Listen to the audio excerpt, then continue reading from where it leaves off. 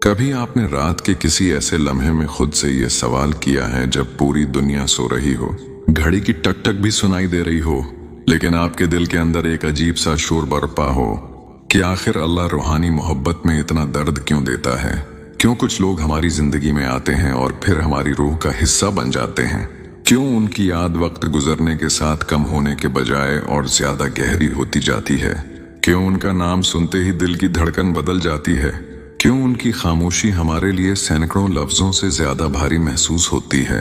اور سب سے بڑا سوال یہ کہ اگر اللہ دلوں کا مالک ہے، اگر وہ چاہے تو ہر مشکل آسان ہو سکتی ہے، تو پھر وہ ایک سچی محبت کو اتنی آزمائشوں، اتنے انتظار اور اتنے درد سے کیوں گزارتا ہے؟ شاید آج آپ بھی اسی سوال کا جواب تلاش کر رہے ہیں۔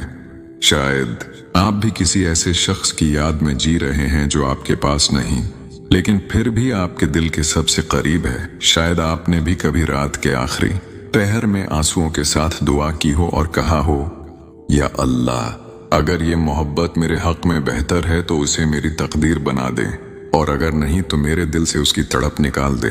لیکن وقت گزرتا رہا، دن مہینوں میں بدلے، مہینے سالوں میں بدل گئے، اور آپ نے محسوس کیا کہ محبت تو شاید کم نہ ہوئی بلکہ اور زیادہ گہری ہو گئی۔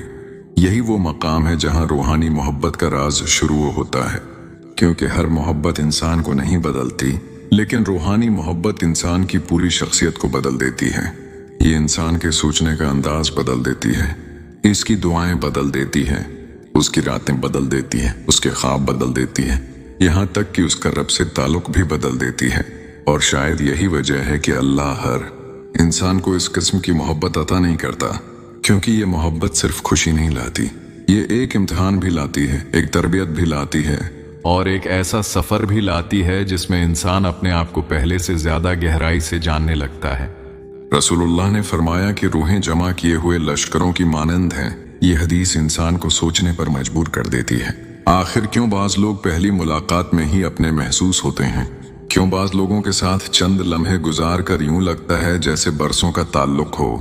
کیوں بعض چہرے دل کے اندر اتر جاتے ہیں جبکہ بعض لوگ سالوں ساتھ رہ کر بھی اجنبی محسوس ہوتے ہیں؟ شاید اس لیے کہ انسان صرف جسم نہیں، روح بھی ہے، اور روح کے تعلقات جسمانی تعلقات سے کہیں زیادہ گہرے ہوتے ہیں۔ یہی وجہ ہے کہ جب روح کسی سے وابستہ ہو جاتی ہے تو فاصلے اسے ختم نہیں کر پاتے، وقت اسے مٹا نہیں پاتا، حالات اسے کمزور نہیں کر پاتے۔ انسان چاہے 1000 مرتبہ خود کو سمجھائے کہ آگے بڑھ جاؤ، بھول جاؤ، خود کو بدل لو، لیکن دل پھر بھی اسی طرف لوٹ جاتا ہے۔ اور یہی وہ کیفیت ہے جو انسان کو حیران کرتی ہے۔ وہ سوچتا ہے کہ آخر اس ایک شخص میں ایسی کیا بات ہے کہ لاکھ کوشش کے باوجود اس کی یاد دل سے نہیں جاتی؟ نفسیات کی دنیا بھی اس بارے میں کچھ دلچسپ حقائق بیان کرتی ہے۔ کہتے ہیں کہ جب کوئی شخص ہمارے جذباتی نظام پر غیر معمولی اثر ڈال دیتا ہے تو ہمارا دماغ اس سے وابستہ یادوں کو بہت گہرائی سے محفوظ کر لیتا ہے۔ یہی وجہ ہے کہ ایک خوشبو، ایک جگہ، ایک آواز، ایک جملہ یا ایک گانا بھی ہمیں برسوں پرانی یادوں میں لے جا سکتا ہے۔ لیکن روحانی محبت صرف نفسیات کا معاملہ نہیں ہوتی، اس میں ایک ایسی گہرائی ہوتی ہے جسے صرف الفاظ میں بیان کرنا ممکن نہیں۔ یہی وجہ ہے کہ بعض لوگ محسوس کرتے ہیں کہ وہ کسی شخص کو یاد کریں اور اسی لمحے اس کا پیغام آ جائے۔ اگرچہ سائنس ان تمام تجربات کو مکمل طور پر ثابت نہیں کر سکی، لیکن جذباتی وابستگی اور انسانی احساسات کی گہرائی کو تسلیم ضرور کرتی ہے۔ لیکن اب اصل سوال یہ ہے کہ اگر یہ محبت اتنی پاکیزہ اور اتنی گہری ہے تو پھر اللہ اس میں اتنا درد کیوں دیتا ہے؟ اس کا جواب شاید ہماری سوچ سے کہیں زیادہ خوبصورت ہے، کیونکہ اللہ کا مقصد صرف ہمیں وہ دینا نہیں ہوتا جو ہم چاہتے ہیں، بلکہ ہمیں وہ بنانا بھی ہوتا ہے جو ہمیں بننا چاہیے۔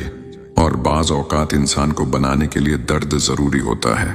اگر زندگی میں کبھی کوئی آزمائش نہ آئے، اگر کبھی دل نہ ٹوٹے، اگر کبھی انتظار نہ کرنا پڑے، اگر کبھی دعا کے جواب میں تاخیر نہ ہو، تو شاید انسان کبھی صبر نہ سیکھ سکے، کبھی عاجزی نہ سیکھ سکے، کبھی اپنے رب کے سامنے جھکنا نہ سیکھ سکے۔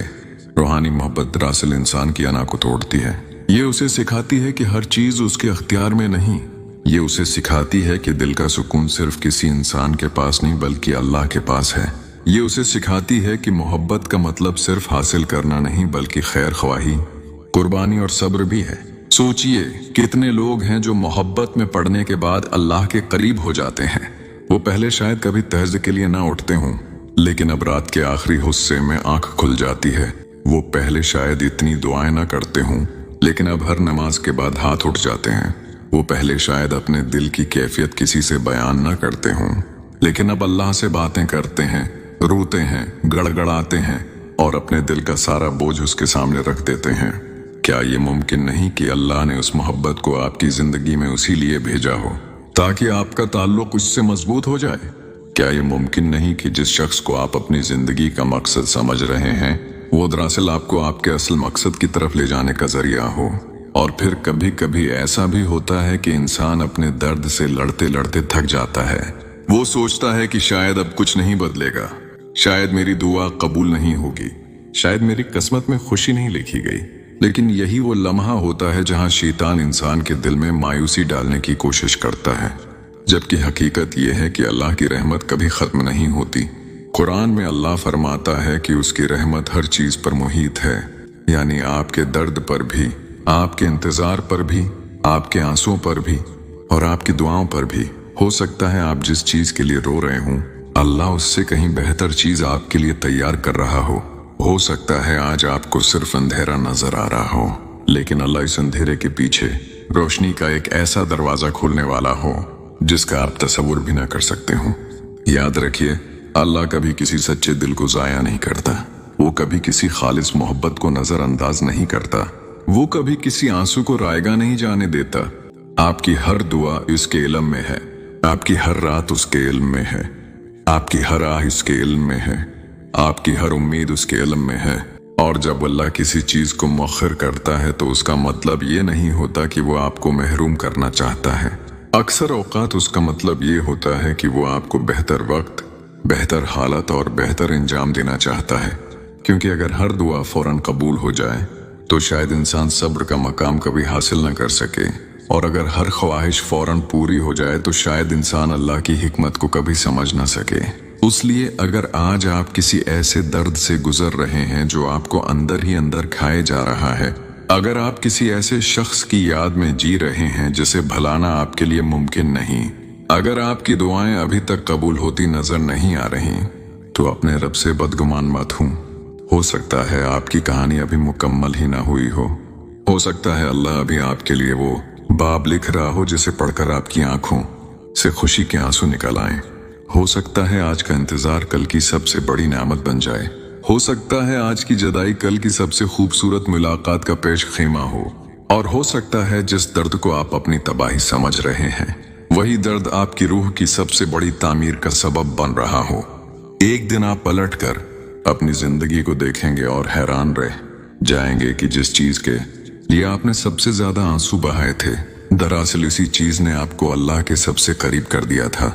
और इस दिन आप समझ जाएंगे कि रूहानी मोहब्बत का दर्द दरअसल सजा नहीं था, बल्कि अल्लाह की तरफ से एक खामोश तरबियत थी, एक पोशीदा रहमत थी, एक ऐसा सफर था जिसका मकसद आपको टूटने देना नहीं, बल्कि आपको पहले से कहीं ज्यादा मजबूत, ज्यादा पाकीज़ा और ज्यादा रोशन बनाना था।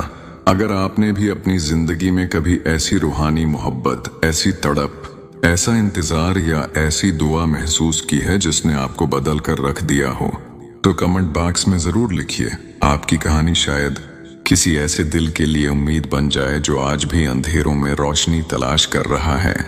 अगर ये वीडियो आपके दिल को छू गई हो तो उसे लाइक करें, चैनल को सब्सक्राइब करें और इस रूहानी सफर में हमारे साथ शामिल रहें। अल्लाह आपके दिल को सुकून अता फरमाए, आपकी जायज दुआओं को कबूल फरमाए और आपके हर दर्द को रहमत और खैर के रास्ते में बदल दे। आमीन सुम आमीन।